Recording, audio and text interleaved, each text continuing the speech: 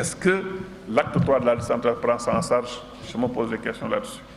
Les institutions donc se me posent des questions là. Donc yooyu mënul ñàkk mukk quel que soit le plan bu ñu concocté mu bàyyi xel yooyu. Sénégalais yi dañu toll ci benn phase boo xam ne de plus en plus ñuy rendre compte ne la classe politique classique traditionnelle jógul pour faj seen soxla donc au fond wekkuñu régler seen problème ci moom même suñ ko dee wax luñ ci mën a am rek la ñuy seet waaye gis nañu ne au fond du compte l'État le régime l'État ne peut pas prendre en charge le problème donc ci période la ñu nekk boo xam ne bi c'est une période de confusion bu metti la ñu nekk actuellement nii. Alors le régime actuel à sa décharge mi ngi jéem quand même répondre un peu aux injustices sociales waaw parce que gis nañu quand même mu commencé di instituer lu ñuy wax ay bourses familiales donc pour essayer n'est-ce pas aider les familles les plus pauvres les plus démunies gis nañu mu mettre en place la CMU une couverture médicale universelle boo xam ne bi dañu bëgg ñi ñàkk ñi amul mën a jot ci paj mi mu yomb leen tuuti waaw donc daal ñu ngi jéem sur le plan social ñi ngi am lu ñuy jéem mais loolu doyul demul bay doy je crois que lu jara moytu la mooy l'approche assistentielle li ñuy wax approche assistentielle te ñu bari sax dañ koy battre en brèche ci benn formule bu ñu wax mooy mieux vaut apprendre à pêcher qu'à donner du poisson loolu yàgg nañu ko wax donc c'est parce que dañu constaté na woon ne modèle boobu baaxul maanaam nit ki nga xam ne bu soxlaa rek nga jox ko mu lekk mais moom du def dara du jur dara loolu il faut éviter ça il faut que nous ayons benn réew boo xam ne bi le sens des responsabilités dafay aju ci chaque citoyen que chaque citoyen se dit bu ma pauvre itam c'est une conjoncture mais maa ngi ci benn perspective wu génn ci situation bi la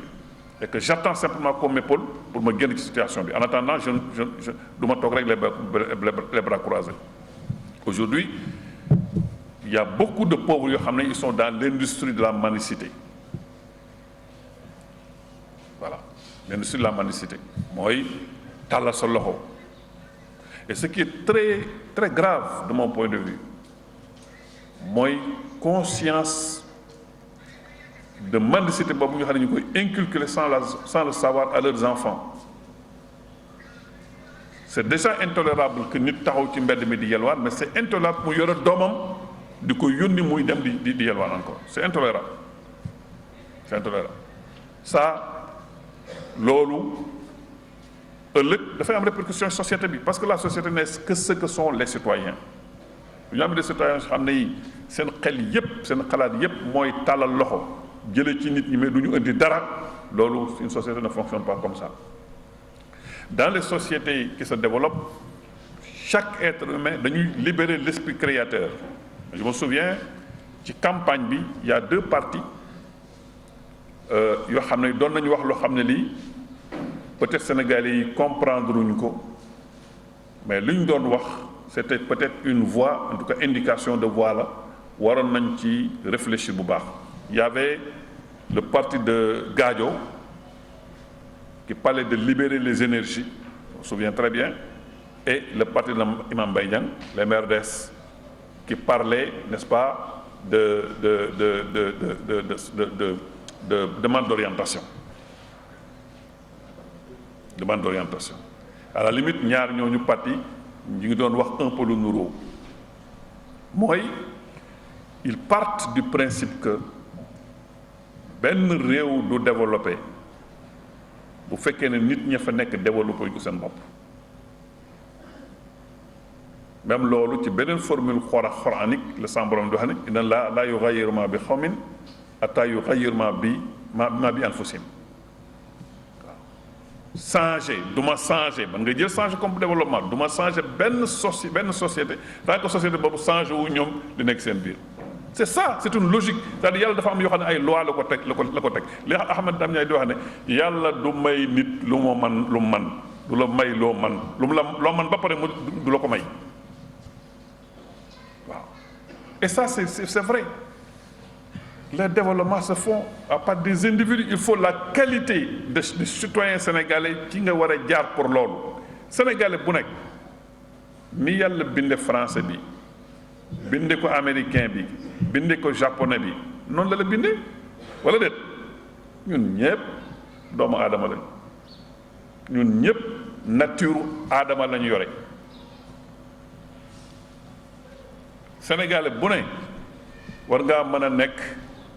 ingénieur potentiellement war ngaa mën a nekk savant potentiellement war ngaa mën a nekk lépp lu wàlliyu potentiellement parce que yooyu yàlla jagleelu ko diw ak diw c'est des potentialités mën a nekk la pour nga nekk ko nag da ngay war góor-góorlu ba ca war ngay def waaw moo ne même nu ñuy présenté sax suñu kilifa yi ci diine dañ leen di présenté ba xam ne bii ça n'aide pas au développement de ci taalibe yi parce que boo jëlee nit nga teg ko ne kii kenn mënu koo dépasser tu ne donnes pas envie aux gens de faire l'effort pour àgg foofu. c'est-à-dire Sénégal yi mënuñu nangu loolu Sénégal yi ci ni leen formaté mënuñoo nangu ne nit mën naa war a mel ne Cheikh Sidi Hadji Malick à la limite sax mën na ko dépasser mënuñu nangu loolu c'est pas pour dugg seen bopp. C'est une façon d'assigner par exemple benn frontière à nos possibilités de développement individuel. c'est-à-dire am na benn frontière bu ñu tracé kenn mënu koo jàll. nit ki nag soo ne mënumaa jàll loolu tu ne feras jamais l'effort d'aller loin. Or possibilité yi am ci chaque prophète am ko ci chaque nitu yàlla am ko ci chaque savant potentialité yooyu yàlla mi ngi ko dëxañ ci nature humaine. xoolal théâtre wala nga cirque jëlal cirque léeg-léeg nga xataat cirque gis benn waaye muy def loo xam da nga ne lii nu ko nit ma ne wala déet mais kooku daf ci exercer wu rek boo exercer wu comme moom man loolu. Donc chacun d'entre nous il a en lui possibilité nekk waliyu possibilité nekk ingénieur possibilité nekk savant possibilité nekk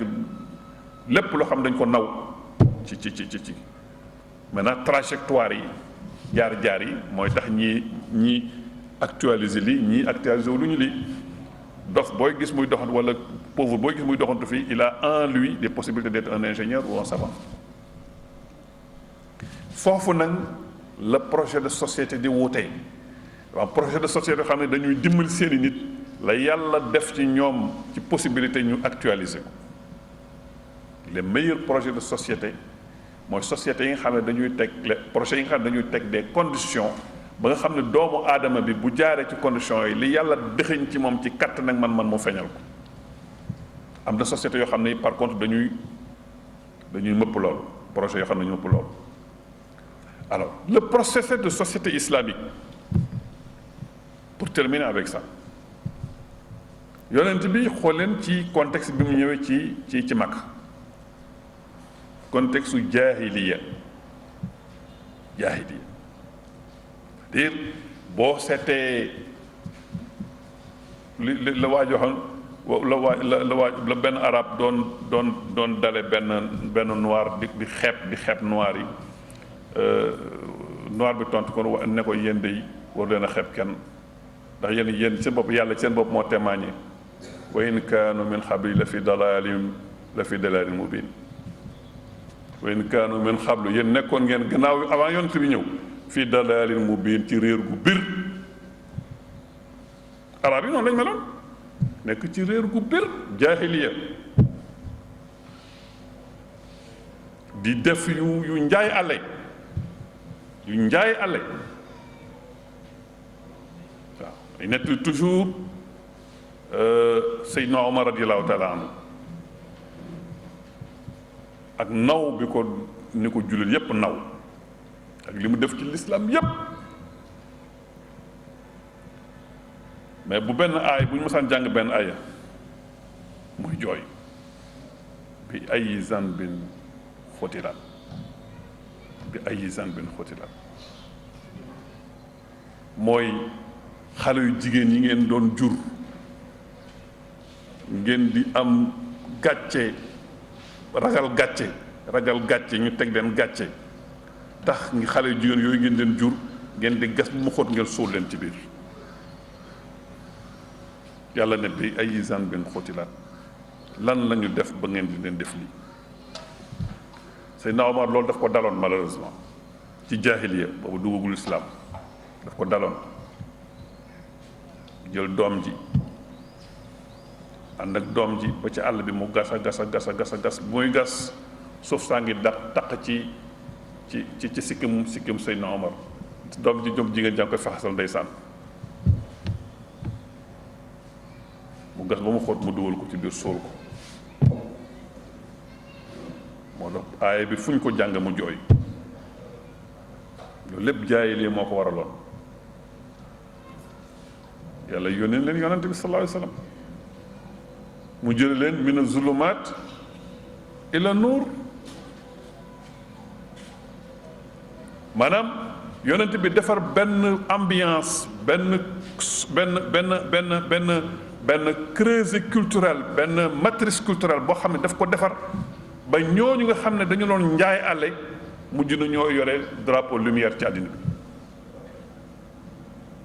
en l'espace de 23 ans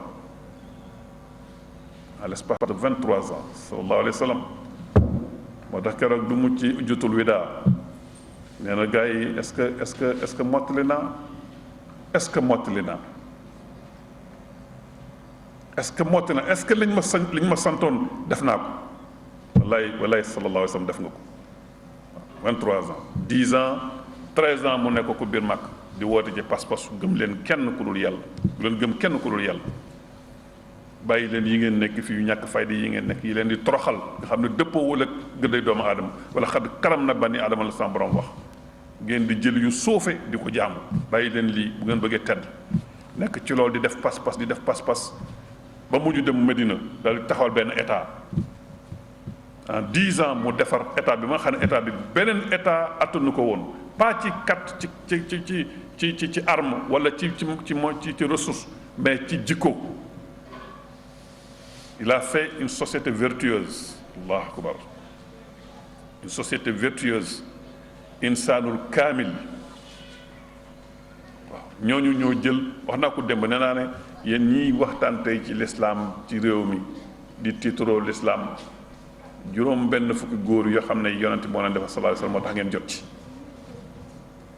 waaw dafay jógee rek pratiquement 30 ans après l'islam est allé jusqu'au Caucase renverser tous les empires Perse Rome du woon ngànnaay de mais pas-pas ak jikko yàlla ne leen yéen ni leen yonent bi defaree ku nekk war ngaa mën a dékku fukki nit ku nekk war ngaa mën a dékku fukki nit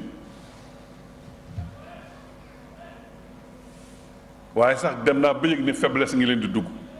waaye ab jullit lu mu bon war naa mën a dékku ñaari nit ana jullitu tey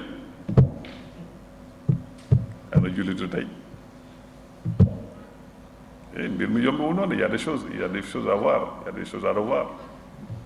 parce que nous sommes des musulmans au sens complet du terme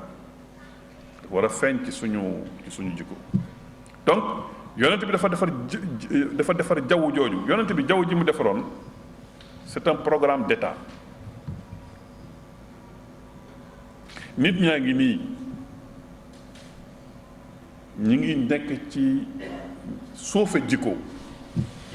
ci réer ci bañante ci xeex ci xuloo ci ñàkk solo nan laa mën a transformer ñii ba ñu nekk nit ñu jub ñu baax ñu am njëriñ ñu am fayda ñu am fulla ñu am xam-xam ñu ragal yàlla nan laa ma def ba transformer leen. C'était ça son défi, c'était ça son projet mu commencé ko keroog bi ñu demee bi mu amee envoyé les premiers compagnons en exil yóbbu leen Abyssinie ci Najashi te yéeféer yi Médina yi def délégation dem fekki leen foofu pour jële leen foofu toroxal leen keroog kan moo waxati ci saaba yi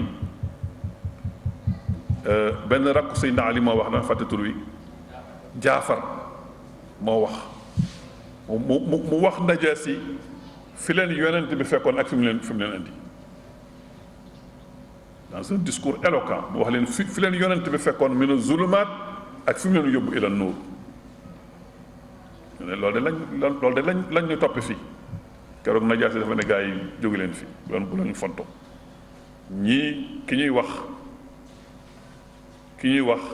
du como wax ne am na ci benn jigéen boo xam ne bi dafa amoon rakkam rakk ja ñu dem jiyaat mu dem yónni ko ci benn jiyaat contre jullit ñi Xansa la tudd bi ñu reyee rakk ji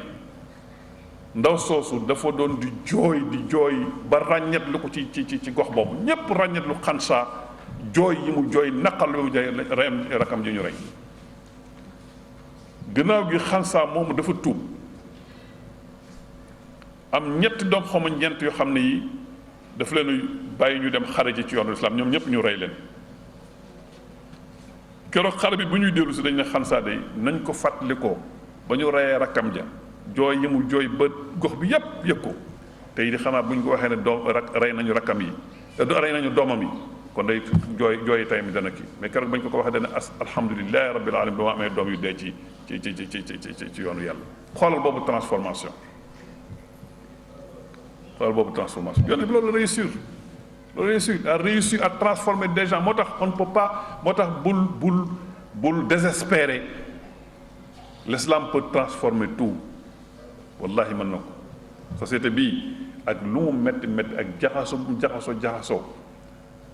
bu ñu ko jaaralee fa yonent bi jaarale woon société ba mu yore woon ak saaba yu topp ci gannaawam société bi day defaroon ni nga xam ne noonu la ñooñu defara woon man maa la wax loolu question jaww la rek waaw alors moo tax ñeent wala juróom-ñaari pilier ngi ne état bu xam ne bii Sénégal gii ak beneen état bu ci taxawoon rek l'état n'a pas besoin d'être tentaculaire comme état yu ñu am tey nga xam ne ci lépp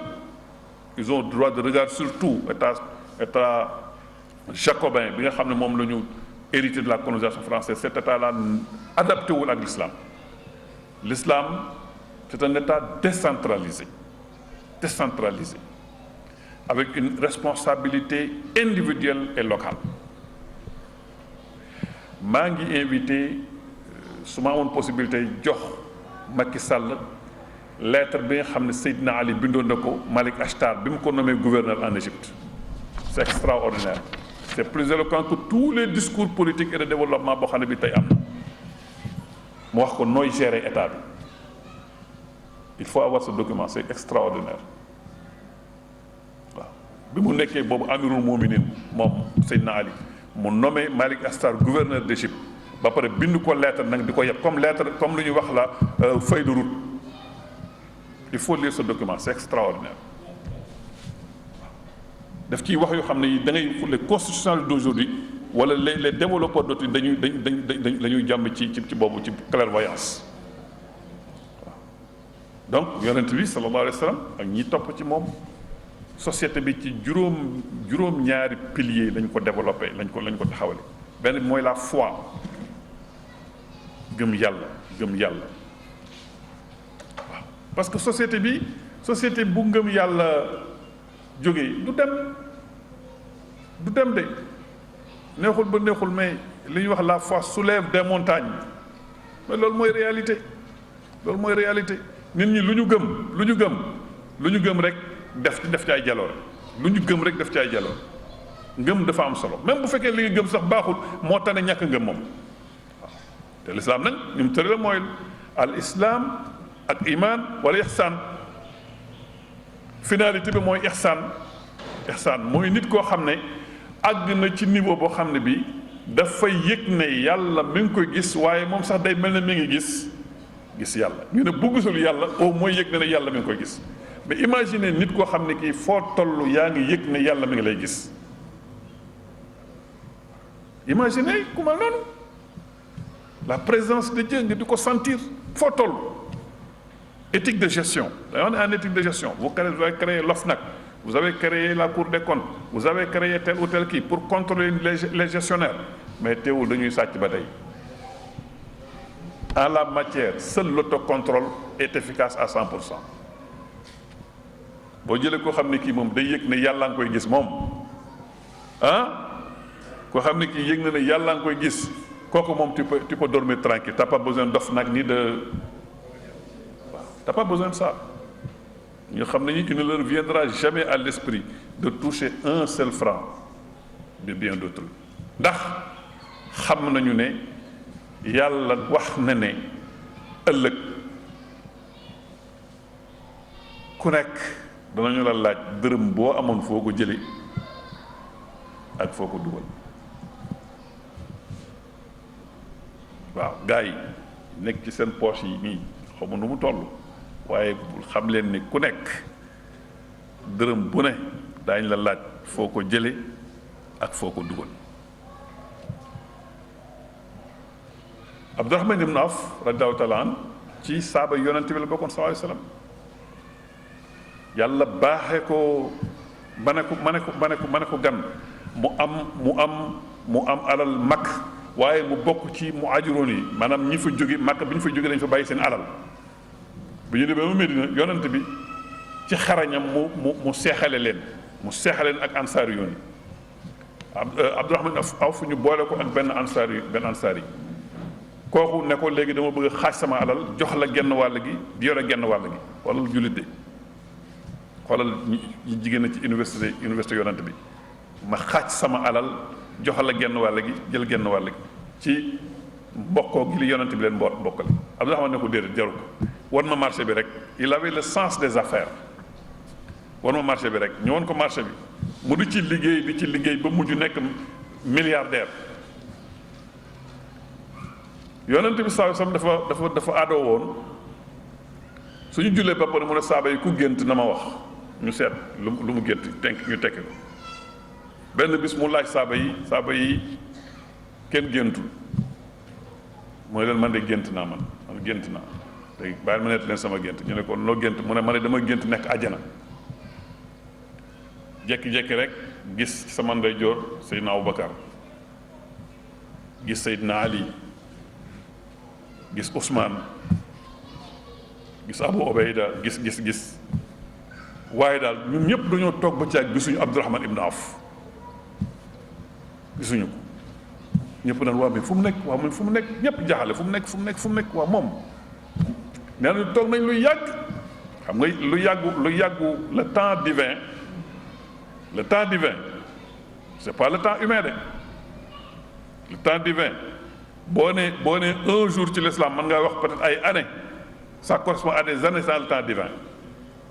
ñoo toog nañ lu tolloog ay 70 ans aw kama xaal gisuñu Abdurahman ñëpp jaaxle ñu jékki-jékki rek mu agsi ñëpp noyyi nee na ñu ne ko wax yow fa nekkoon mu ne man daal maa ngi woon ci buntu àjjana ñu may laaj sama xaalis bi ñu dema laaj lu ne fu ma ko jëlee ak fu ma ko dugal ci loolu moom ma fa yàggal heureusement que moom la mu fàgg woon dafa lew fa mu ko dugal dafa lew heureusement mais imaginez vous mbokk yi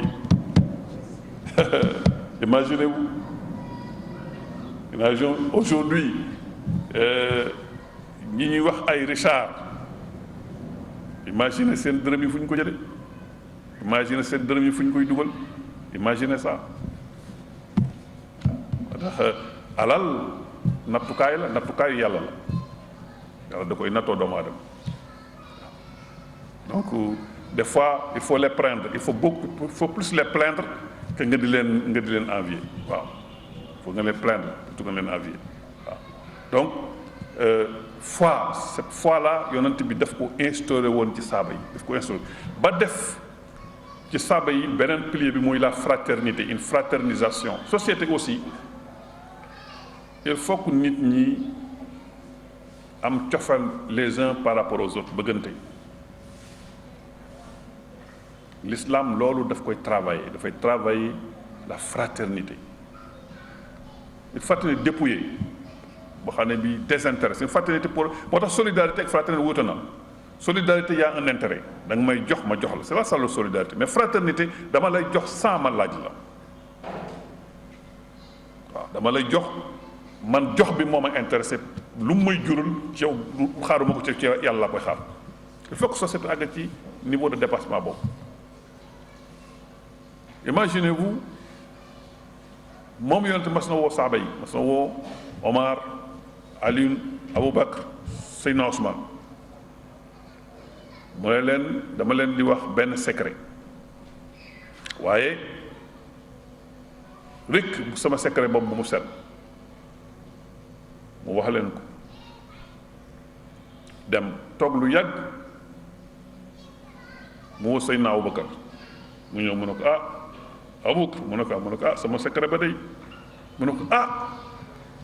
mbaa du secret bi dafa senn di mbaa dafa senn di mu ne ko sama secret ba de néew ko dafa senn waaye fàttali na ko su ne ko man de maa ngi lay yëgal ne maa ngi waat ci ne bu fekkee ne dafa senn du Omar du Ousmane du Aliou man dong lay mën a doon mu ne ko baax na mu dem mu woo Seydina Omar ne ko Omar sama secret ba mu ne ko mbaa daa senn di secret ba bul sennee du Babacar du Aliou du Ousmane man dong lay war a doon mu woo leen ñoom ñépp ku ci ne setal say morom taqal sa bopp yonent bi du kenn ci yéen secret ba kenn feeñalu ko ci yéen waaye nag am naa li ma bëggoon mooy ngeen mel nii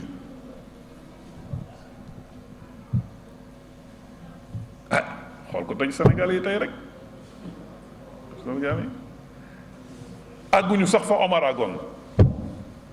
Omar bi yonent bi nekk kan ngeen gën a bëgg dane man dey gannaaw saa bopp yow laa gën a bëgg gannaaw saa bopp yonent bi ne ko kon gëmagoo Omar gëmagoo de bala ngay gëm de dama lay gënal sa bopp waaye Sénégalais yi àgguñu foofu sax Sénégalais moom bala muy moom mi ngi baaxee ci suufeel nit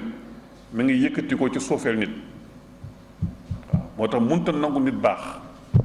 Sénégalais bala ngay baax rek da ngaa dee boo dee nag ñu commencé wax dëgg yàlla nag day wax dëgg yàlla waaye ba ngay dund moom waaw sikk fokk ñu wutal la sikk fokk ñu xool non kii daal mbaaxam gi am na lu ci waral kii quoi dañoo xamul rek mais daal dañ ko gëstu nag gis nga bu doon ñëwoon fii tey jii wax ci yow lu baax loolu intéressé wu leen waaye bu nit waxoon ci yow lu bon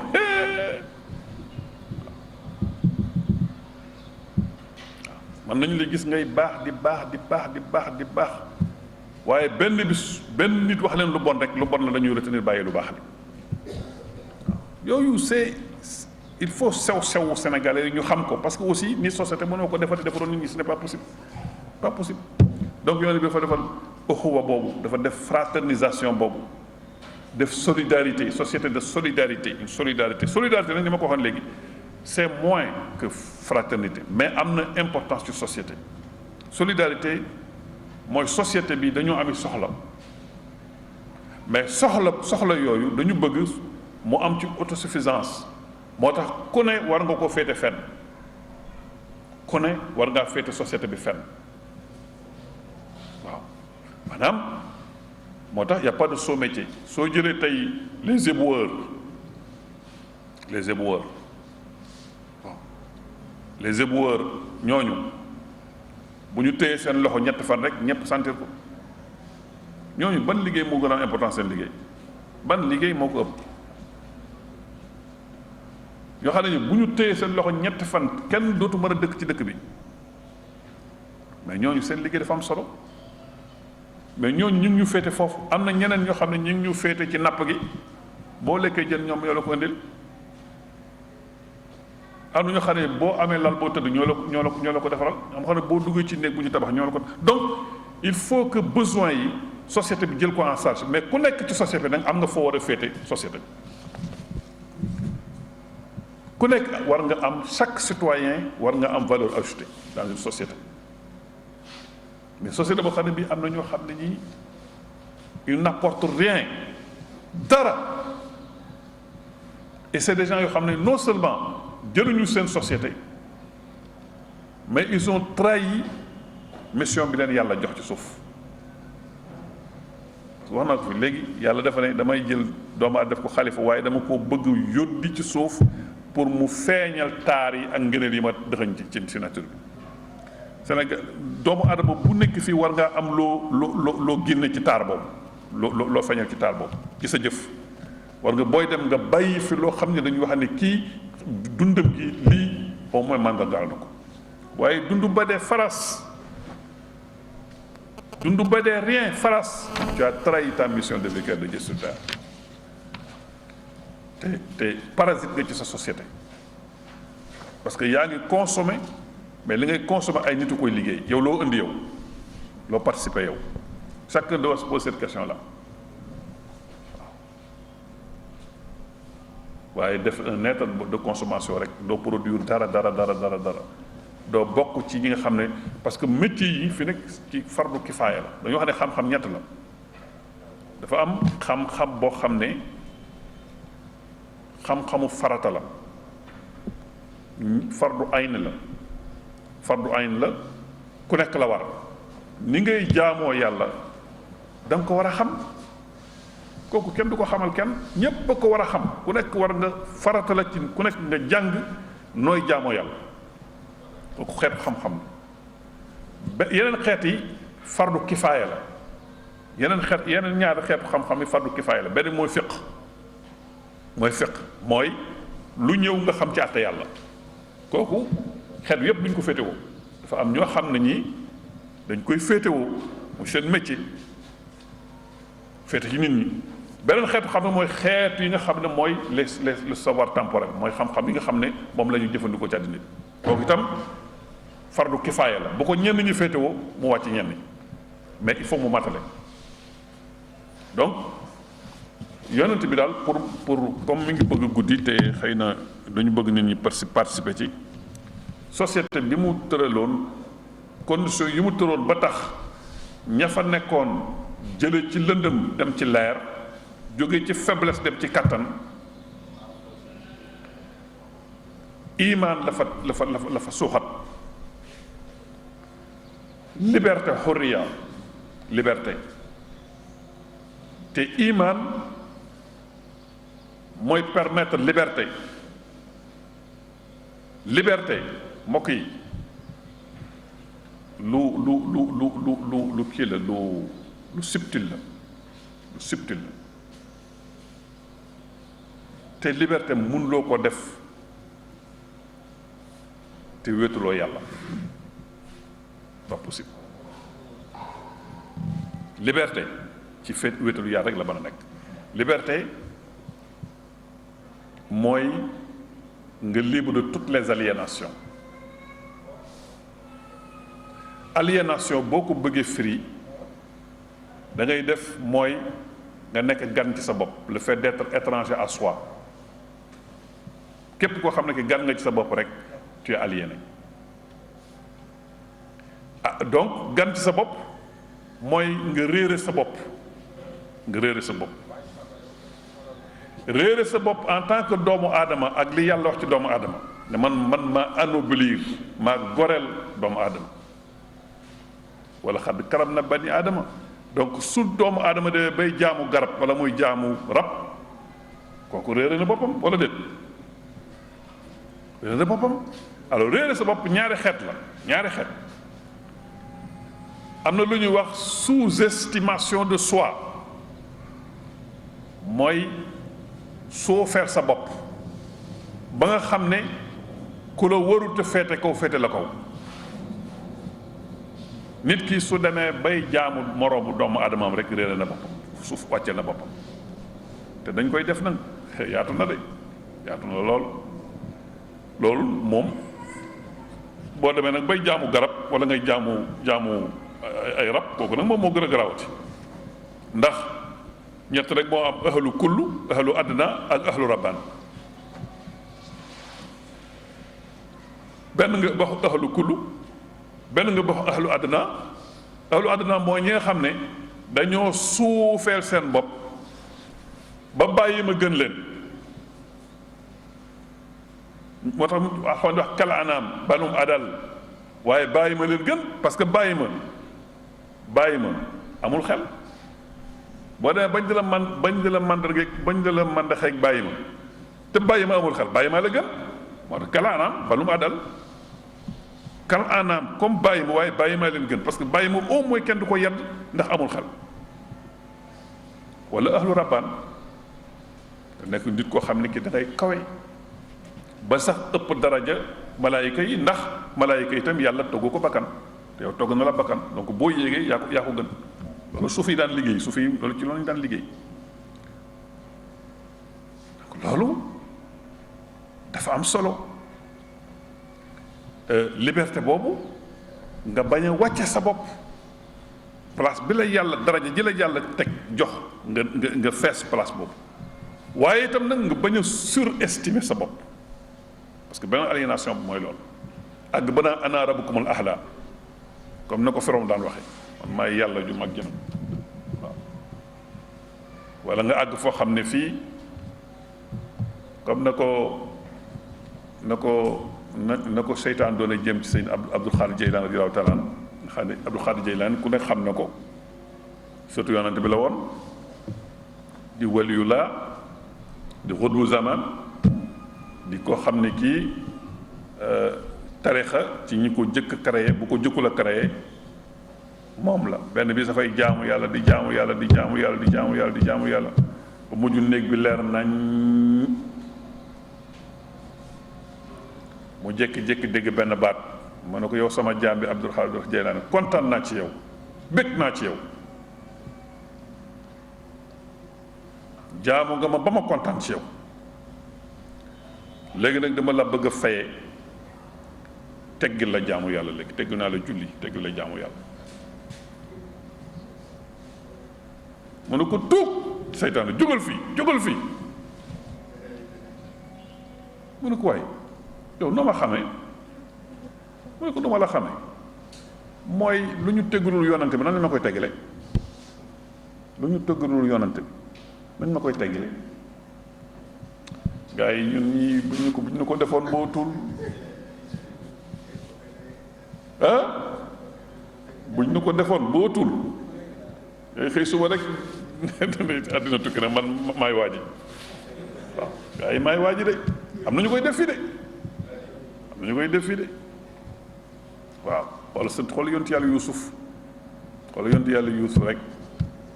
may wax toujours moom loolu ko dal bu ku mu daloon ci ñun ñi bootu rek nga gis sa bopp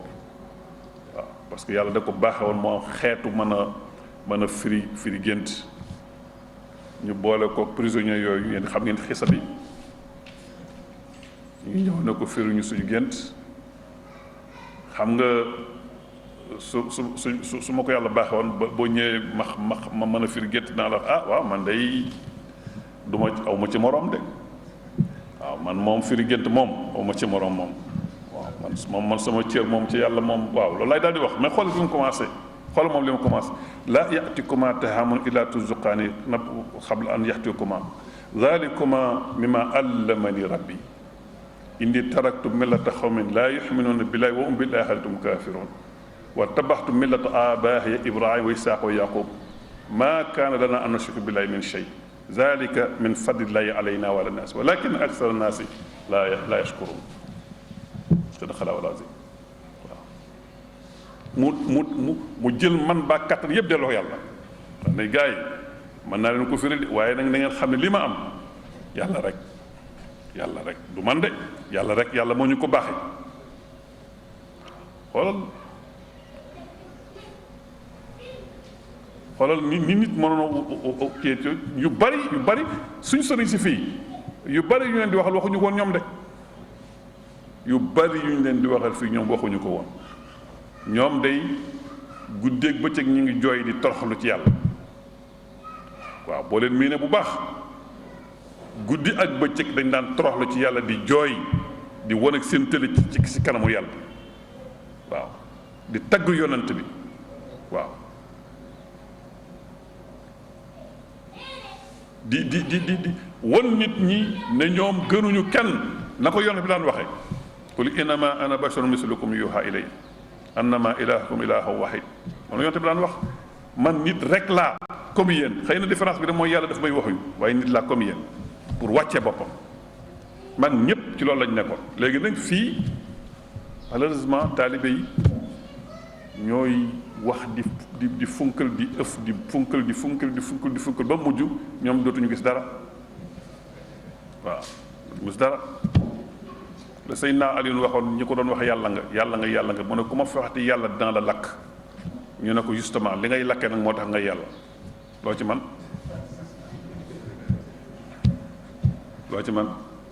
waaw waaye daal liberté daal mooy loolu mooy sa place juste xam sa place juste en tant que doomu aadama doo wàcce sa bopp waaye doo yëkkati sa bopp ci loxo lu wër mu teg ci beneen pilier bi mooy justice maandute lu rare maintenant la justice lu rare parce que justice dana dem ba ci nga condamner sa bopp yow esprit de justice da nga dem ba yow condamner sa bopp jël sa bopp condamner ko jox dëgg sa adversaire saaba yi dañ ko daan def Seydina Aliou mas na ànd ak benn juif ñu am différent ñu ñëw ci Seydina Omar fekk mu toog Seydina Omar daal di commencé Ibn Abi Talib bëgg a tagg Seydina Ali en tant que justiciable mu ko tagg au détriment du juif mais Seydina Ali da ko déedéet mokk fii moom amul loolu fii ay justiciable rek la ñun ñëpp a yem attel ci mandute rek dem nañu ci histoire islamique ba benn amiru muminin dem na ba jox dëgg benn réew contre l'armée musulmane mandute prenez notre justice aujourd'hui jël leen suñu justice xool leen suñu justice xool leen ñun ni ñuy attee rek suñu diggante ñu ñuy attente suñu diggante parce que mandute am na ci sama ak justice bi donc yonent bi tëral société de justice donc iman xurriya mais justice aussi mu teg aussi société de savoir société boo xam ne xam-xam dafa law xam-xam waajib la obligation la pour chacun comme ni ko xadis bi waxee yonte bi taxaw ci loolu demoon na ba ay prisonniers daf leen daan jox condition pour mu libérer leen ñu jàngal doomu jullit boo jàngalee doomu jullit rek ma libérer la il est décomplexé parce que bu njëkk les intellectuels musulmans étaient complexés vis-à-vis de l'Occident parce que ñun ñëpp nous avons été formés dans les humanités occidentales ñun ñëpp dañu jàpp ne les sommités du savoir c'est entre le 16e et le 19e siècle parce que on va parler de la Renaissance on va parler avec les Descartes qui est soi-disant le père du rationalisme dégg nga bu ñu fa jógee ñu dem 17e siècle ak les classiques fa jógee dem 18e siècle tudde ko le siècle des Lumières n'est-ce pas wax ne Rousseau Voltaire Diderot d'Alembert et cetera bu ñu fa jógee dem 19e siècle c'est le siècle n'est-ce pas de la technologie de l'industrialisation et cetera le 20e siècle avec les Karl Marx et cetera bon frère c'était normal parce que bu fekkee ne 7 ans ngay dugg ci école bi ñooñu lañ lay jàngal ba nga dem maîtrise wala doctorat c'est normal que tu aies sans compter les succès matériels de la civilisation occidentale mais dafa wax ne am na ay travaux yoo xam ne yi bi mu siwee rek la ko intellectuel yi commencé décomplexé soo liree le livre de Haïdar Bamat les visages de l'islam ba nga gis la contribution des savants musulmans au savoir c'est extraordinaire tu es décomplexé soo liree le soleil d'Allah brille sur l'Occident de Ingrid Unk l'Allemande là soo ko liiree da nga xam ne les promesses de l'islam de Garodi soo ko liiree da nga xam ne da ngay décomplexé parce que da ngay xam ne le savoir véritablement l'islam moo ko yor ak l'islam fi mu teg xam-xam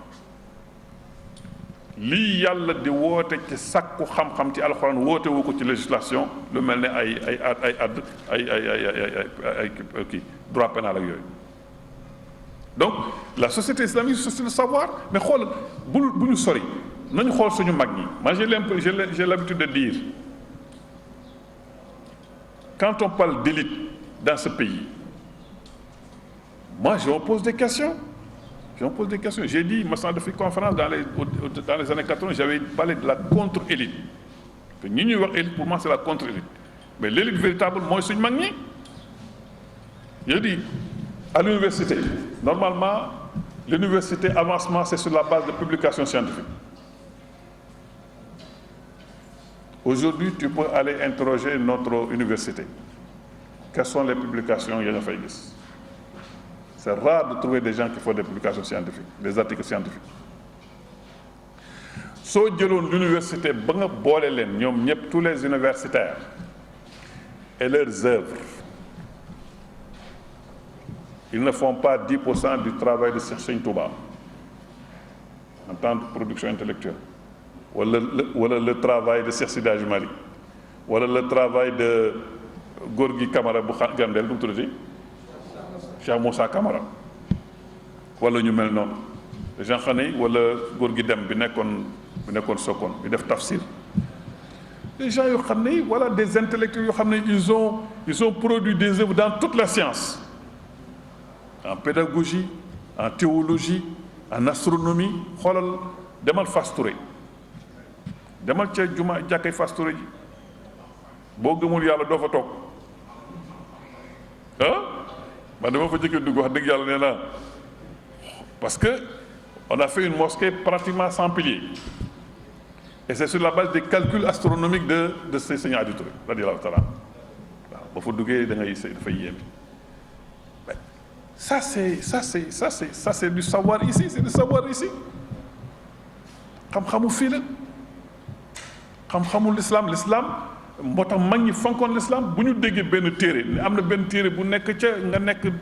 ci Maxambaakol nga dégg na am benn téere bu nekk ca gannaaw Sédhiou da leen di jar ñu bàyyi seen njaboot bàyyi seen i tool bàyyi seen njaboot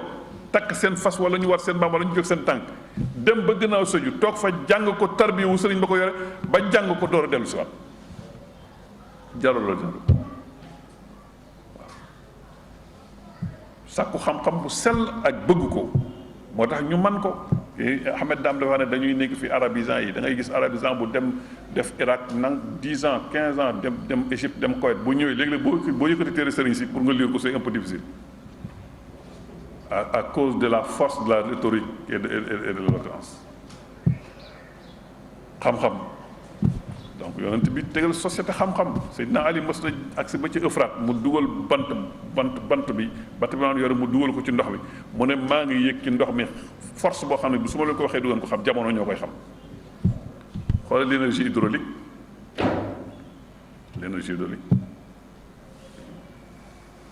donc ñu teg société xam-xam waaye ñu teg société de travail dafa am solo moom wax naa ko fii léegi une société de travail pas société d'emploi parce que on fait la confusion entre l'emploi et le travail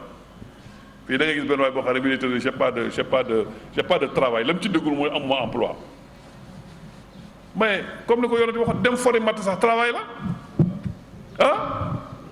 dem yanuwaan travail mooy nga def un effort boo xam ne dana la jural benn ressource boo mën a faje say soxla donc au Sénégal il y a combien de gens yoo xam ne yi ils confondent travail et emploi nag moo ñu jël la embauché la waaye yow nga ne bala ngay liggéey rek dañ lay embauché mais boo tuddoo liggéey mais travailler mooy yëngutu kër yi yëngutu wut ay pexe dugg génn investir de l'effort investissement physique et intellectuel ca la yàlla dénk mais su ko ñëpp defee su ko Sénégal yëpp defee mais le pays va s'en sortir fii les 14 millions de Sénégalais bu ñu kër-këri woon ku nekk boo xëyee suba nga dugg def dara jéem dara yëkkati benn sàkket bu xaw a daanu wala nangam mais ça donnera quelque chose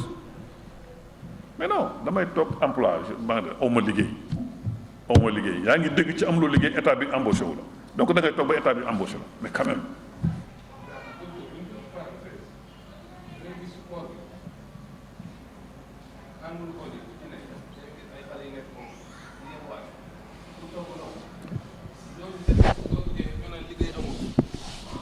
ñooñu bu ñu defoon loolu xam nañ ne en réalité liggéey mën na am mais ñoom ñoo bëggul c'est un manque de volonté c'est ça.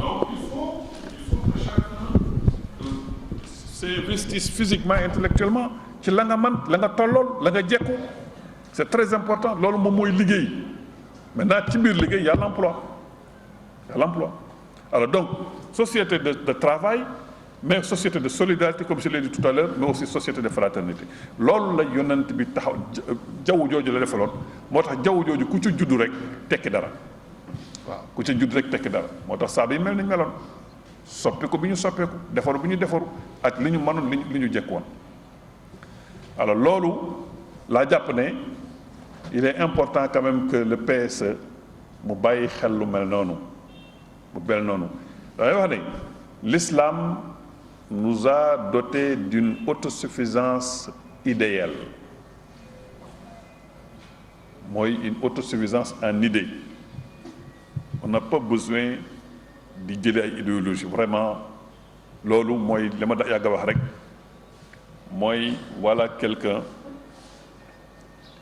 qui est debout ou assis sur une mine de diamant qui ne le sait pas et qui tend la main pour 10 francs. C'est un peu là l'image du musulman. ku day ne yàlla mu yónnee leen ku day ne Muhammad jox leen téere bu mel ne alxuraan ba pare ngeen gën a bëgg yées ci doomu aadama yi doy na waar. c'est en porte-à-faux li mu wax kuntum xayra ummatin uxrijat linnaas yéenay xeet wi gën ci xeet yi lu tax ta'muruna bil ma'rufi wa tanhawna 'anil munkar ba pare léegi bu ñu jullit ñi mel ne ñoo gën a yaafus ci àddina bi ñoo gën a dellu ci àddina bi. pourquoi parce que dem nañu ba li leen yàlla baaxee muy seen richesse ñu xeeb ko teg ko fële ba pare di jéggaane ci ay doomu aadama yu mel ne ñoom rawatina bu doomu aadama yooyu gëmul yàlla. il faut ñu dellu si ci yooyu pour mën a def des plans ou des stratégies yu mën a porter. asalaamaaleykum wa rahmatullah. benn contribution wala mu indi ay laaj ci li ñu doon waxtaanee mu indi ko ñoo ngi jéglu nag parce que li ñu soxla woon vraiment mooy table ronde bi ñu prévoiroon def mais wax na leen li ci ñi ko fekkewul wax na leen li ci nekk mooy ñi ñu ci yaakaaroon ñëpp ci gannaaw gi dañoo mujj désister en fait désister wuñu sax mais bon comme ni ma ko waxee rek waa bureau opérationnel ñoom digaloon nañu ñu envoyer quelqu'un ils l'ont pas fait donc c'est pas trop loolu moom le ministre Tall Abdou Aziz Tall il nous devra nous rendre compte parce que man il m'a personnellement confirmé que dina envoyer quelqu'un donc il l'a pas fait il faut mu expliquer ñu pourquoi bon Sidi m'a envoyé à 4 heures du matin message pour me dire que docteur Abdoulaye Lam dafay voyager kooku tam c'est trop facile. asalaamaaleykum wa rahmatullah. ñoo ngi ziyaare mbokk yi di leen ziyaare ci kattanu yàlla subhaanahu wa taala barkeb Seydina Muhammad alayhi salaatu wassalaam ci barke weeru tedd wi ngi jégglu nag waaye Ramadan moom fenn fu nekk danga fa am rek ay xarit waaw fu ne da ngay dem nga barkeelu mosquée inachevé nag yàlla daf ma booleeg ñoom ba tax na Ramadan bu jot rek lu mu xat-xat naa fi taxaw yàlla xam na ne démb maa ngi woon Touba maa ngi déparé Touba daanaka minuit moins waaye bëgg a ñëw fii moo tax ndax démb la kaamir bi mat naa fi léegi ñu demoon ci nag sama rakk bi ne man nañ dellu Mbàkke ma ne ko foo ma dem Dakar rek mën a dellu ma xëyee damay dem mosquée Inna Chebi jotu moon am programme bi. Professeur docteur Kane kontaan nañ trop man maa ngi la jël le train en marche waaye daanaka li ma ci jot a jël xam naa ne mbiru économie ak développement ngay wax laata ñu may gindi jox ma feuille de route bi ma xam ne ci PS ngay wax muy nit ñi dañu xaw a réer tuuti ci affaire développement président de la république du koo xam ne moom mooy maanaam intelligence développement moom du yor développement day organiser waaw gestion des ressources humaines waaw maanaam président bala dàq organiser doomu aadama yi kooka développement réewam mooy gën a jàppandi développement nag comme ni ko docteur waxee ci ñaar rek ci la tegu mooy kiy développé day xam li muy développé lan la man yàlla def na maa ngi yëngatu ci anglais professeur d'anglais mais tey boo bëggoon a jël rek parce que professeur histoire géo manqué na rek ñu ne ma dugal ma ci classe ne ma demal jàng histoire dinaa lor ay doomu aadama donc compétence nit ki dañ ko war a jox li mu man mu def ko te loolu dafa tumuranke ci Afrique moom la anglais yi di wax the right man in the right place maanaam nit ku nekk la nga war a liggéey dañ la koy jox waaye duñ la ko war a jox rek ngir bokk wala ci parti bi nga nekkoon wala nangam loolu aussi bokk na lu bari loo xam ne dafay gàllankoor développement ci Afrique waaw compétence boobu professeur ñëw na ci sànq beneen bi ci des mooy maandu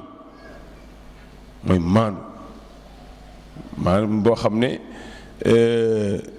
comme ni mu indee enseignement naan foi nga gëm ragal yàlla xam ne lii kullukum raa'in fa kullukum mas'uulun an ra'iyyatihi maanaam lépp loo xam ne yaa ngi koy gérer rek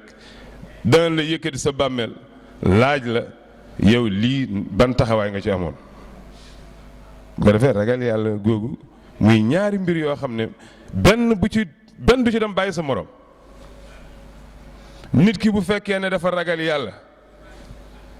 nga xam ne kii de ragal na yàlla nañ ko jox réew mi wala nañ ko jox kii wu développement ci amul compétence du dem ragal na yàlla waaye dina ko jaxase la amul compétence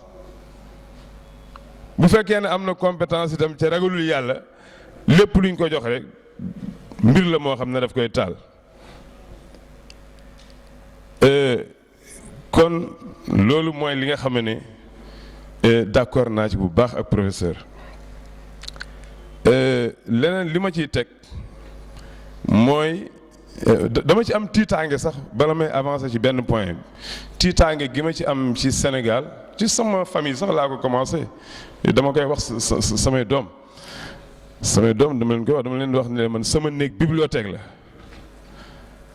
mais budul sama doom bu ndaw bi moo may gën a sonn ni papa lii lan la ci anglais lii lan la ci français mais yéen ñëpp daal porte télévision rek maanaam actuellement xale yi amu xaalis beneen nga dem ci làmb ji wala leen amul xaalis yeneen façon yi dafa gaaw ba nga xam ne xale yi fonkatuñu xam-xam léegi parce que dañuy jàpp ne pour nga tekki comme ñoom ni ñu koy waxee du jàng waroo jàng ba am bac dem université comme ñun niñ daan def di taxaw ci bibliothèque yi fu ne di jàng ba am xam-xam dafa gudd quoi yoon boobu dafa lay tardeel boo joxee benn xale benn roman ne ko liir ko rek du ko àggale Google lay dem xool résumé ba ñëw bindal la lu kenn xamut te kenn ku nekk ci ñun programme boo seetloo yan daan am ay nangami livre yëpp da nga koy livre benn ba mu jeex tàkk donc foofu réew bu demee ba nga xam ne xam-xam xale yi amatuñu benn motivation pour xam-xam loolu danger la danger bu rëy la ah yàlla nañu yàlla dimbale ba en tout cas xale yi seen mentalité changé beneen bi may jeexale mooy valeur waaw valeur docteur ñëw na ci mooy ngor ak maanaam jom kersa yooyu mooy valeuru Sénégal yooyu aussi boo koy seetlu dafay tumuraanke dañuy wax ne bu njëkk maanaam professeur am na lu mu wax mu ne pauvreté maanaam ñàkk yàlla nañu yàlla musal ci ñàkk mais bu njëkk man loolu am na lu ma ci fekke parce que kooki laa yaroo gis naa ne ñun ñi nga xam ne dañ daan ñàkk sax dañ daan gore ah oui dañ daan gore pourquoi parce que day am ñoo xam ne day am solidarité buy jóge ci ñoom dimbale leen wala bu ñu doon sombi sax duñ dem fenn di ñaan fenn waaw am naa ci man ay camarades de classe yoo xam ne xëy na fa ma nekkoon ñoo tane wala ñoo xam ne xëy na ñoo ma tane woon itam mais lañ daan gis kenn du leen yeb ay jànkat lañu daan nekk sax ay jànkat sama maam dañu daan wax ne leen dem leen jàng gis ngeen diw naa nga mage nee di dem ca kooga fa muy jóge seen kër xam naa ne tane wuñ mais ay excellence la ay jànkat la ñuy doon ba aujourd'hui ñooñu macha allah dañuy defar seen kër ba dem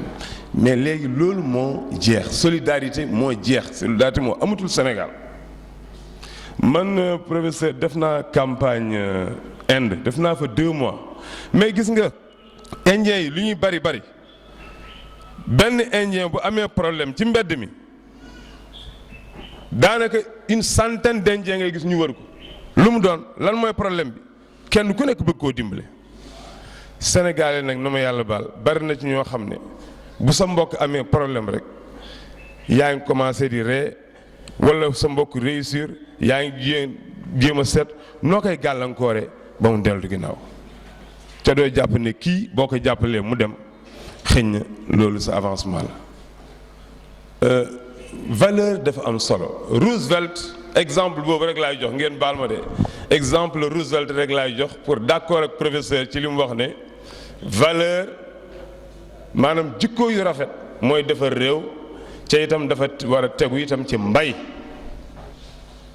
Roosevelt bi mu ñëwee États-Unis pauvreté crise 1929 ci la Roosevelt ñëw mais lan la Roosevelt ca kooku handicapé la woon boo leen seetloo handicapé yu bari sax dañ naan pourquoi duñu ci boole ci ab président nekkoon handicapé États-Unis dafa am réew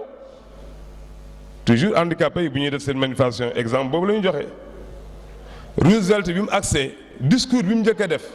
daf ne alhamdulilah sant naa yàlla loolu la wax américain yi ne ko lu tax mu ne parce que jikko yi dafa yàqu mu ne thank God maa ngi sant yàlla value have shrunken fantastic levels mu ne valeurs yi alhamdulilah normal nañ kon dinaa defar réew mi gannaaw jikko yaa ngi fi yàquwuñu dinaa defar réew mi léegi nag li ci des mooy lan nañ leen dellu ci mbay jaar ci vallée Tennessee jaar ci vallée Mississippi defar agriculture ba États-Unis boo koy xool lu ñu daan may ay mboq ak lu ne ci États-Unis la daan jóge ñu koy may fii loo xam ne sax na ma yàlla baal ñoom dañoo dem ba dafa bari ba dañ koy jox seen jur yi dañ ko daan envoyé fii ñu di ko togg kon loolu rek lañ doon def contribution ñu ngi jéggul nag xaw nañ guddal tuuti mais thème bi neex na trop man daal li ma tombeel xaw ma woon nag ban dama naa dem rek ziare mosquée inachevée mais thème bi ma tombeel moom macha allah te itam ni nga ko defee itam sant nañ ci yàlla bettuñu itam wax dëgg yàlla ndax saa suñu fi ñëwee rek moo xam da ngay modéré moo xam da ngay jël thème di ko développé dinañ ci gis ak tedd nga gis ci dal gis ci respect bi ngay respecté sa auditoire ak modestie bi nga koy waxee macha allah yaakaar naa ne képp ku fi toog déglu na la bu baax ca jaruñ na ci man boo ma gisee sax lu bari noté naa ko ci di la doon le suivre macha allah ñu ngi ñaan suñu borom gën a rafetal xam-xam bi di ñaan itam yàlla may ñu dégg ak topp waaye daal war nañu góorgóorlu daal pour ensemble ñu defar suñu réew daal parce que dépendre ci kuy jóge ci àll ba ñëw di la defaral sa réew loolu wóorul waaw kon nag ngeen baal ñu wax waa jërë ngeen jëf rahmatullah maa ngi nuyu ñi fi nekk ñëpp di jiital ci nuyu bi bien entendu docteur Momar Kane docteur Momar Kane pour man référence la walla xam na ne Amath sama rak bi nga xam ne nii moo ne ma conférence am na moom xam na fi ma teg le docteur Momar Kane parce que dama jàpp ne sunu réew yi li ko mën a yóbbu kanam mooy ñu am li may ooyee une masse critique d'intellectuels mais d'intellectuels yoo xam ne nii waxuma intellectuel à l'occidental maanaam ñoo xam ne dañuy nekk intellectuel à l'occidental ba pare nekk ay jullit àqan bés bu ñu yàlla dimbalee ci réew mi ba ñu am donc cette masse critique de ce type d'intellectuel ñu nekk aux places qu'il faut mooy li ki ma jutu léegi doon wax ne the right man on the right place bés bu ñu yàlla dimbale bañ am loolu man gëm naa ne réew mi dina jëm kanam kon nag ñu ngi remercier bu baax le docteur Momar Kane di wax ne d'accord nañ ci li mu wax ne PSE pour mu gën a baax bokk en tout cas il faut que ñu contextualiser ko maanaam les aspects technocratiques techniques et tout ce que l'on veut peut-être baax na parce que man liir naa ko lu mu bon waaye li mu wax ni seetlu ma ko ci woon te dëgg gu wër la maanaam tant que asseoiruñ ko sur des bases et des valeurs de notre société ragal naa ne pour mu egg fi ñu ko bëgg a jëme dina jafe loolu je partage ça avec lui di wax ne nag am na lu mu fi wax bi muy wax plan de Lagos ne toppandoo développement tubaab yi ne ni possible ni souhaitable loolu tamit dëggal parce que comme ñoom seen bos ci violence dañ ko tegoon te violence boobu rek mënatul am loolu moom ñëpp dañuy d'accord ne suñu bëggee développer mënuñ ko jaarale fi Occident jaarale bosam violence nag Occident mën nañ leen ko condamner mais man dama bëgg aussi ñu seet suñu responsabilité ñun ci sous-développement bi ñu nekk ba léegi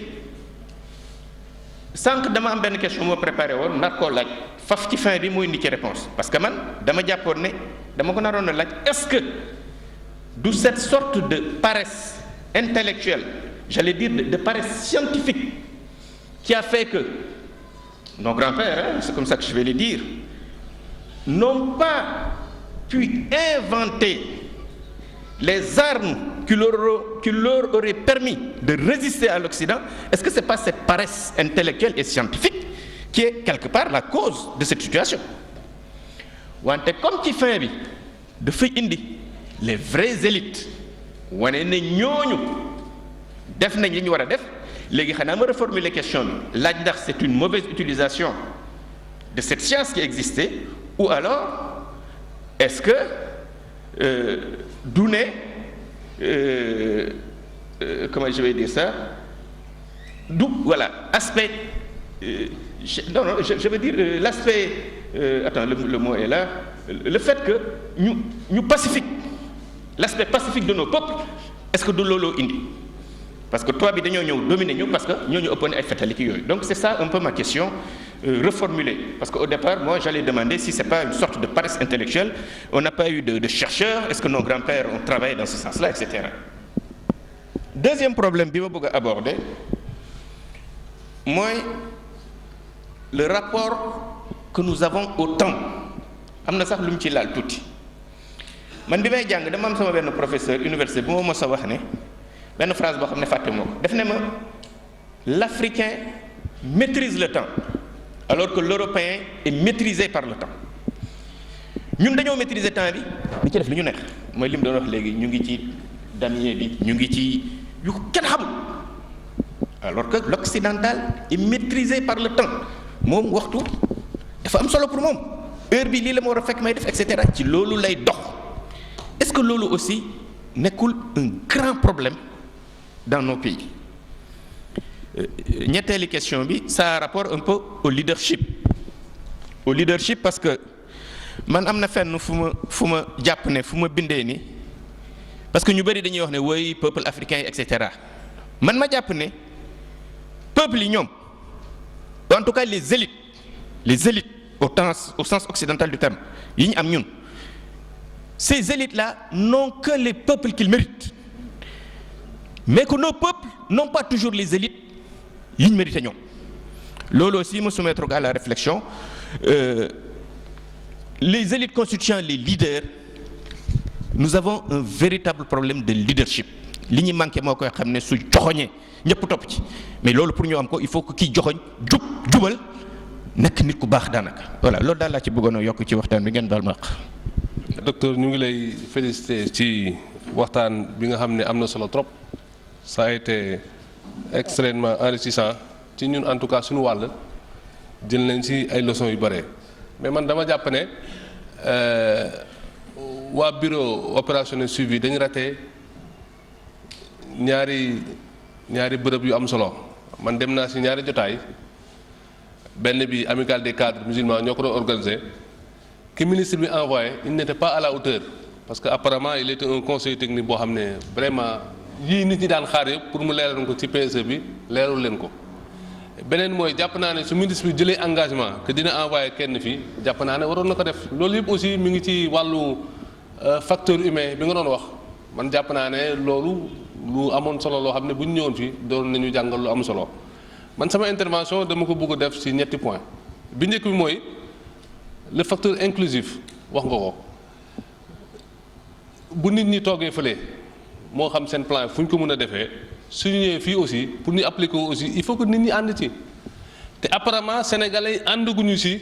plan bi waaw soo doon def micro trottoir ngay laaj sénégalais yi dañ la naan non lii programme politique la boo xam ne président moo ko fi def pour yàgg fi donc jàpp naa ne loolu lu ñu war a rectifier la man en tout cas am na lu ma ci lii jàpp naa ne baax na dans la mesure où que en tout cas Ablaye Wade mi fi nekkoon. amul woon plan amul woon vision Sénégal pour 15 ans 10 ans moom dafa ñëw ne bon infrastructure lay def ko jóge na fi donc le fait que le président Macky Sall puisse rédiger un plan en tout cas pour développement Sénégal 15 ans jàpp naa ne lu am solo la. maintenant loolu day ànd ak fi Yoroba jeexale day ànd ak ñoom ñi nekk ci kaw ñu joxe le bon exemple parce que nit ñi mënuñu nangu aussi nga leen di indi restriction te yow sa bopp indiwoo restriction bokk na ci restriction yi nga créer condition bonne gouvernance jàpp nañ ne en tout cas bu ñu ñëwee en tout cas lu ñu waxoon ñoom bu ñu ñëwee en tout cas applicabilité bi des na parce que waxoon nañ yu bëree traque des biens mal acquis jékki saan nañ yëngal ne réew mi 2 ans jékki saan nañ bàyyi ko loolu dana bokk ci yi nga xam ne sénégalais yi dana poser problème pour ñu suivre leen beneen mooy justice bi aussi les gens ont l'impression que double vitesse lay doxee en tout cas yooyu bokk na yi nga xamante ne bu ñu ko réglé li Yoroba mujjee wax dana ci ñëw mooy que population yi danañ ci retrouver wu danañ nangu sacrifier wu pour en réalité sénégalais yi mën a dem. beneen bi mooy man ñaari questionnement laa amoon benn bi mooy conditionnement financement bi parce que bi ma lire document bi dama gis ne montage financier bi yëpp 9587 milliards la. ñu ne état bi mooy joxe 3200 milliards donc jéem naa rechercher 3200 milliards yooyu fu ñu ko jëlee donc gisuma ko tout en sachant que bon xam nañ ne chaque année budget bi xam nañ fu muy jëlee donc fi état bi di jëlee si ressource am 3200 milliards moi ça me pose problème beneen bi mooy nee nañu société privée yi danañ indi 2000 milliards donc 2000 milliards yooyu man xaw ma ci yan condition lañ koy joxe te xam nañ ne wax nga ko ci biir sa wax. li tax Afrique en réalité mënul développer parce que colonisation ba tey moo fi nekk seen i société moo fi nekk seen entreprise moo fi nekk dañuy ñëw jël si ñun 10 francs indi ñu 100 francs donc su nekkee ne aussi ñoom seen condition financement 2000 milliards yooyu dañ koy dugal pour jëlaat si ñun 6000 milliards ça pose problème donc loolu man ay questionnement yoo xam ne te ne amoon naa ko bi mujj bi mooy li ëpp solo li nga wax. développement bi ngi ci développement nit est-ce que plan Sénégal émergent jën na domaine boobu domaine yàlla domaine nu ragal yàlla domaine nu nit respecté waxtu nit respecté engagement am nit jub man jàpp ma ne plan Sénégal émergent am na ko te comme ñun ay jullit lañu man dama jàpp ne loolu tant que nekku si développement di am asalaamaaleykum wa rahmatullah. rajim bismillahi rahmaani rahim wa sallallahu ala sayyidina muhammad wa ala alihi wa sahbihi wa sallama tasliman. mbokk yi asalaamualeykum wa rahmatullah. gannaaw bi ñu jiitalee kàddu yooyu ñu ngi sant sëriñ bi ci thème bi mu doon développé mu nekk développement boo xam ne bi macha allah man de j'ai tout compris ba tax na awma ci benn question bu may laaj mais dinaa bëgg a apporter tuuti contribution rek ci li nga doon wax. xam nga ñun wax nga ko sax sa biir wax ñun ñëpp ay patriotes lañ. kenn ku nekk ci ñun bu sañoon tey Sénégal yaay doon pays bi gën a développé ci monde bi kenn ku nekk ci ñun bu fekkee ku nekk bëgg na ci réew mais kenn ku nekk ci ñun tey bu sañoon Sénégal mooy doon pays bi gën a développé ci monde bi mais nag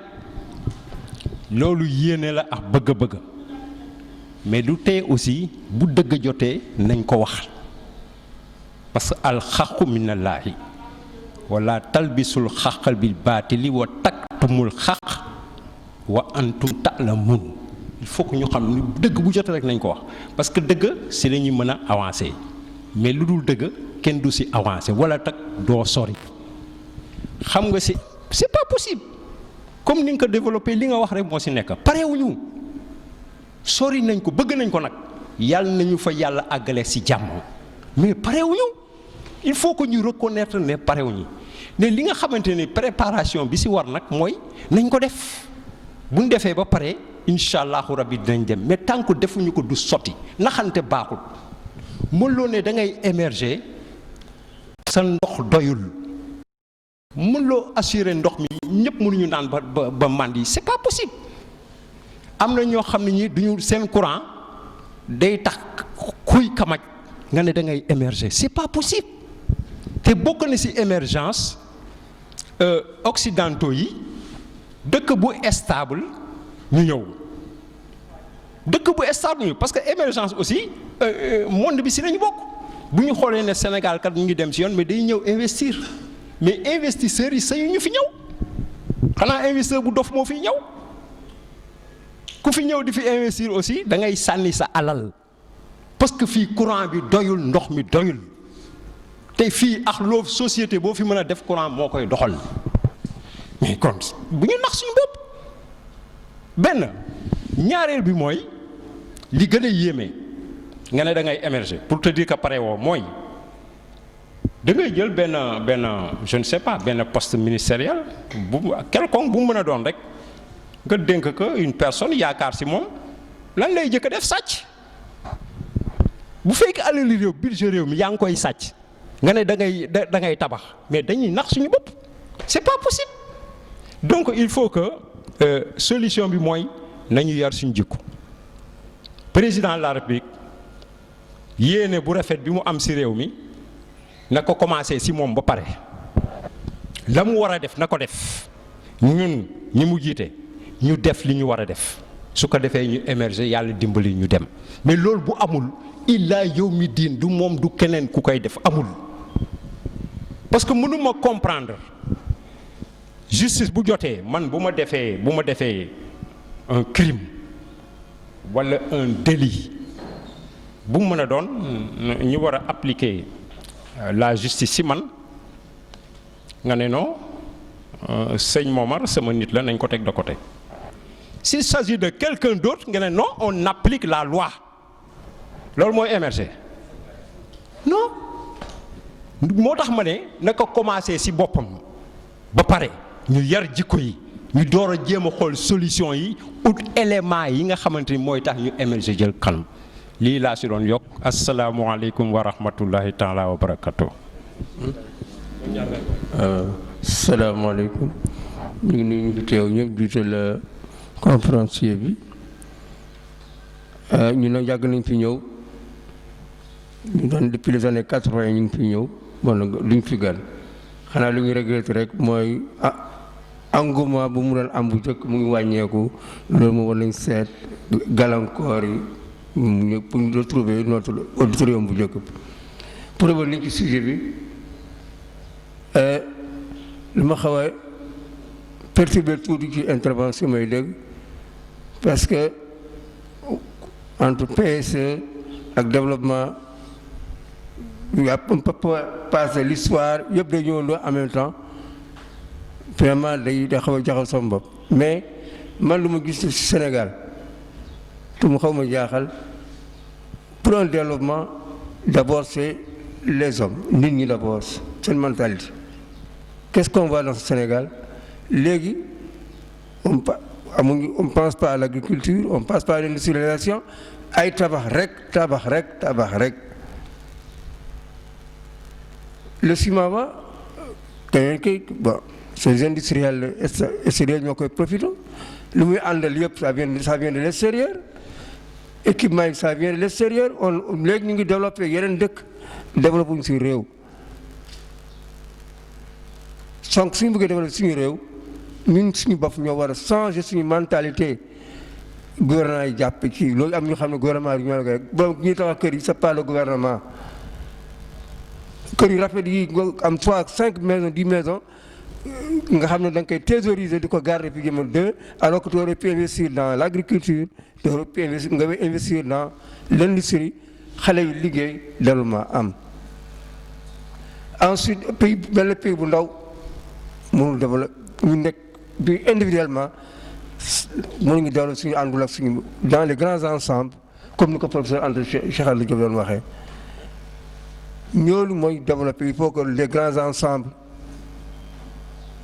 waaye fii suñu micro état yi bëgg na dañuy développer ànd nga ñeneen du sotti c'est économie extravertie la ñuy doon rek dépendront fii au sera suñu assister le PSE peut-être ira de l'avant n'ira pas de l'avant mais loolu yëpp du mën a sotti fekkee ne changer suñu vision dellu si jikko yi mooy wàññi yàq-yàq yi gaspillage bi dafa bare puukare bi dafa bare loolu yëpp dans les pays qui se disent il faut éviter chose là dans une soirée que ñu la montré à la télé ñu yàq ay millions ci benn guddi benn yaa on dit qu'on veut se développer non temps fort bi dafa bare ni nga ko wàññi penser au développement et fu may jeexale di ñaan rek nit ñëpp vœu bi mu jëkk woon mu jee ci mooy ñaan rek vraiment sensibilisation pour nit ñi gën a ñëwaat si suñu auditoire bi fii pour que nga waxtaan ni gën a gi asalaamaaleykum wa rahmatullah fi ñëw ñu fi toog di ñaanal conférencier bi di gërëm tamit ñu yore affaire mbirum jumaa ji ba conférence bi am ni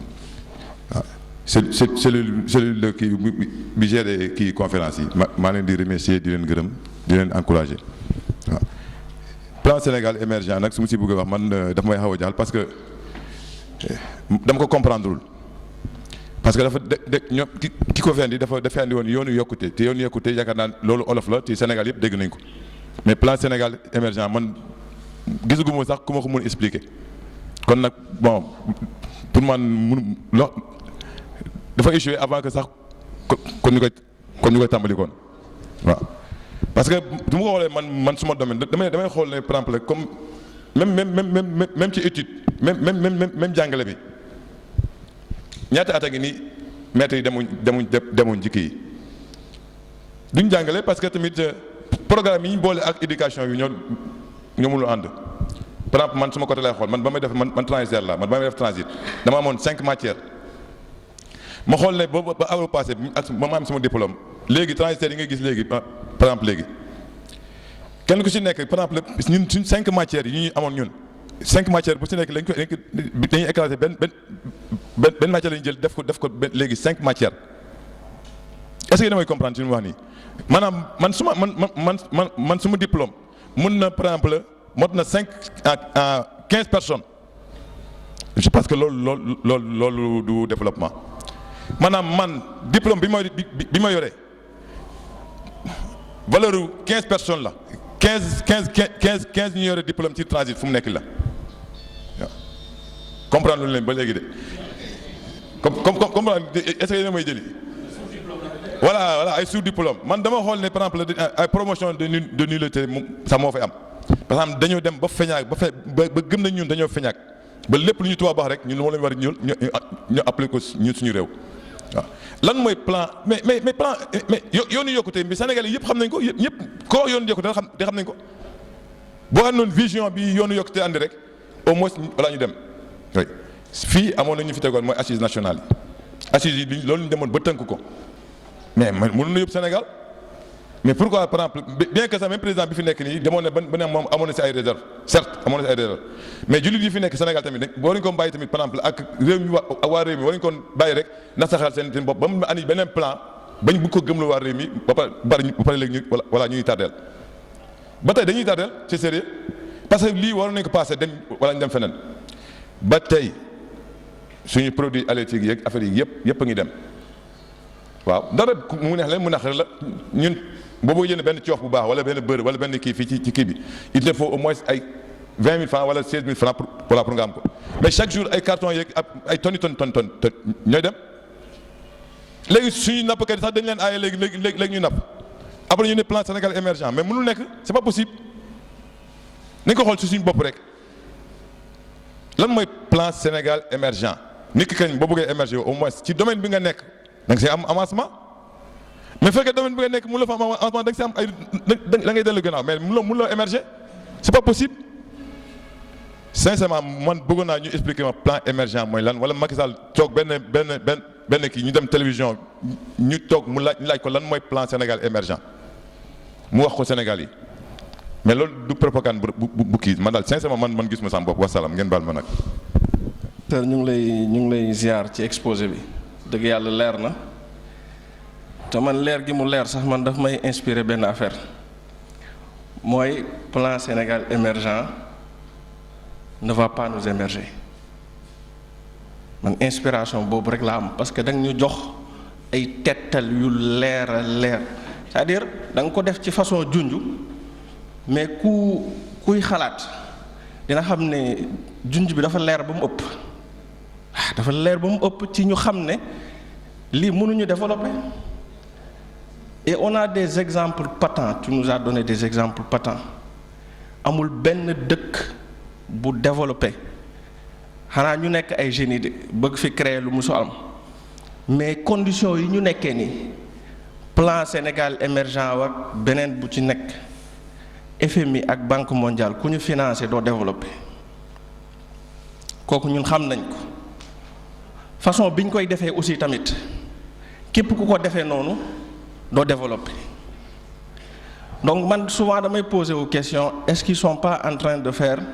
un jeu d'équilibre rek le temps que ñu def seen pouvoir dem seen yoon parce que xëy na peut-être dañ naan sénégalais yi pareeguñu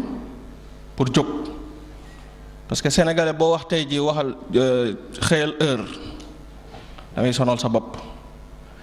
sénégalais boo wax ni tey xew yi dafa bari yàq bi dafa bari ak nangam sangam da ngay sonal sa bopp donc moi je me pose une question soit c'est une question de cran ils n'ont pas